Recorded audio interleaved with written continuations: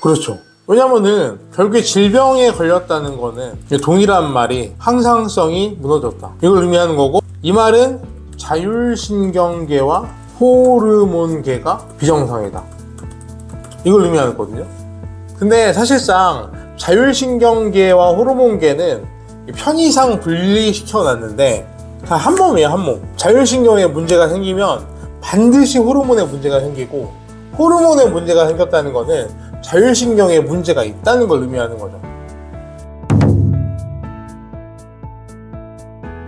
완전히 안 오게 만드는 거는 이건 불가능할 것 같고, 어느 정도는 이제 사람이 적응하는 시간이 필요하니까 완전히 안 오게 하기 힘들 것 같은데, 치료를 해보면은 예전에 자율신경 관련해서 폐경기 증상을 치료하려고 환자분들이 오시면 예전에는 한약도 처방해드리고 그랬어요. 근데 그때 한약만 먹이는 것보다 척추를 같이 잡는 게 훨씬 경과가 빨라요. 같이 잡아놓으면은 금방금방 좋아지는데, 한약만 먹이면은 이게 더디는 거죠. 그래서 두 가지를 겸해서 같이 하자 그랬어요. 한약도 주면서, 지금이야 뭐 한약을 전혀 안 쓰니까 지금은 그런 말을 굳이 할 필요가 없는데, 과거에는 한약을 쓰면서 척추 치료를 같이 해야 된다라고 이야기를 했어요.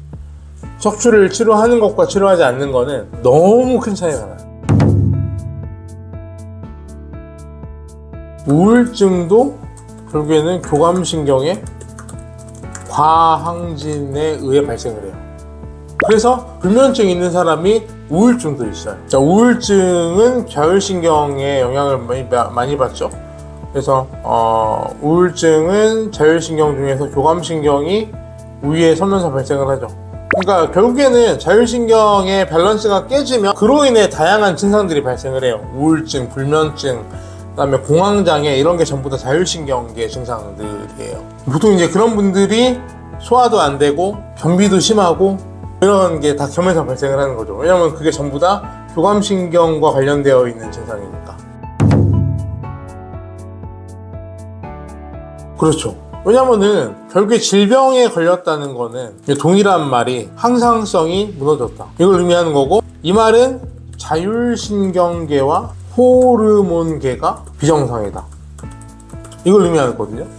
근데 사실상 자율신경계와 호르몬계는 편의상 분리시켜 놨는데 다 한 몸이에요, 한 몸. 자율신경에 문제가 생기면 반드시 호르몬에 문제가 생기고, 호르몬에 문제가 생겼다는 거는 자율신경에 문제가 있다는 걸 의미하는 거죠. 왜냐면 이게 하나의 시스템으로 돌아가는 거니까. 자율신경이 감지를 하고 우리 몸의 조직에 명령을 해서 호르몬을 분비시키고, 이게 과하면 자율신경이 감지를 해서 몸에 명령을 해서 호르몬의 분비를 중단시키고, 이 과정이 계속해서 우리 몸에서 이루어지고 있는 현상인데, 이게 문제가 생기면서 질병에 걸리는 거기 때문에 사실상 자율신경이 바르게 되면 질병의 치료는 되는 거라고 보는 게 맞는 거죠. 예를 들어서 이런 개념이에요. 밥을 많이 먹으면 배가 부르나요? 이렇게 물어보는 거랑 자율신경이 바르게 되면 질병이 치료되나요? 물어보는 거랑 똑같은 말이에요. 밥을 많이 먹으면 배가 부른 것처럼 자율신경이 바르게 되면 질병이 낫는 게 맞는 거죠. 만약에 질병이 안 나았다는 건 여전히 자율신경이 바르지 못하다는 걸 의미해요. 자율신경계 검사는 일반적으로 HRV라 그래가지고 심박 변이도 검사를 해요. 우리 몸에서 자율신경의 변화에 따라서 가장 민감하게 바뀌는 부위가 심장이에요. 예를 들어서 엄청 평온하던 사람이 갑자기 잠을 자고 있다가 지하철에서 사람이 이제 편하게 자고 있는데 주변에 앉아있는 사람이 괴물 가면을 다 쓰고 있는 거죠. 그래서 갑자기 그 사람이 잠이 깨면은 그 순간 혼비백산하는 그런 이제 영상들이 이제 올라오는 걸 봤는데, 잠을 자는 순간까지는 극도의 부교감신경 우위 환경이었던 거죠. 근데 그 사람들을 보는 순간 갑자기 교감신경이 과도하게 항진을 하면서 그 위기 상황, 자기가 느낄 때는 갑자기 주변에 익숙하지 않은 모습들이 보이는 거니까 위기 상황에 대응하기 위해서 급작스럽게 심박을 끌어올리면서 위기 상황에 대응하고자 하겠죠. 그럼 그 상황이 되면은 제일 먼저 심장이 미친 듯이 두근거리기 시작을 할 거예요. 그러니까 이 자율신경의 변화를 가장 민감하게 반영하는 장기가 심장이라서 심장의 변이도를 검사를 함으로써 자율신경의 활성도를 미루어 짐작을 해볼 수 있는 거죠. 심박 변이도가 높다는 건 자율신경의 반응이 좋다. 심박 변이도가 낮다는 건 자율신경의 반응이 좋지 않다. 이걸 의미하는 거죠. 그러니까 이를테면 이런 거예요. 건강한 자율신경을 가지고 있는 사람들은 안정시 심박과 응급시 심박이 굉장히 빠르게 잘 변하겠죠. 안정시에는 느리다가 긴장할 때는 빠르게 뛰고, 그게 시시각각 바뀌어요. 예를 들어서 우리가 지금 이렇게 대화를 하고 숨을 쉴 때도 숨을 들이마시면 교감신경이 우위에 서고 숨을 내쉬면 부교감신경이 우위에 서요. 그래서 실제로 맥을 만져보면서 호흡을 시켜보면은 숨을 들이마실 때는 심장이 좀 빨리 뛰다가 숨을 내쉬면 심장이 느리게 뛰거든요. 그러니까 숨을 내쉬는 걸 길게 하면 부교감신경이 우위에 서게 되는 거죠.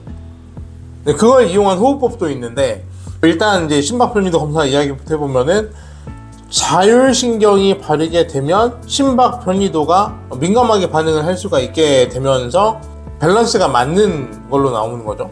근데 결국에는 이 심박 변이도라는 거는 척추에서 시작되는 자율신경을 검사하는 거기 때문에 척추가 바른 사람들은 아무래도 자율신경 검사 결과도 좋게 나올 수 있는 거죠.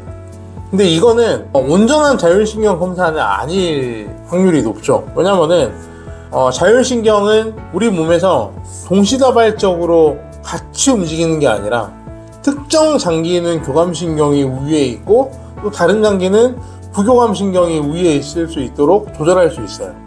우리 몸 스스로가. 그러니까 이건 정확하게 말하면은 심장에서의 자율신경 검사라고 보는 게 맞아요.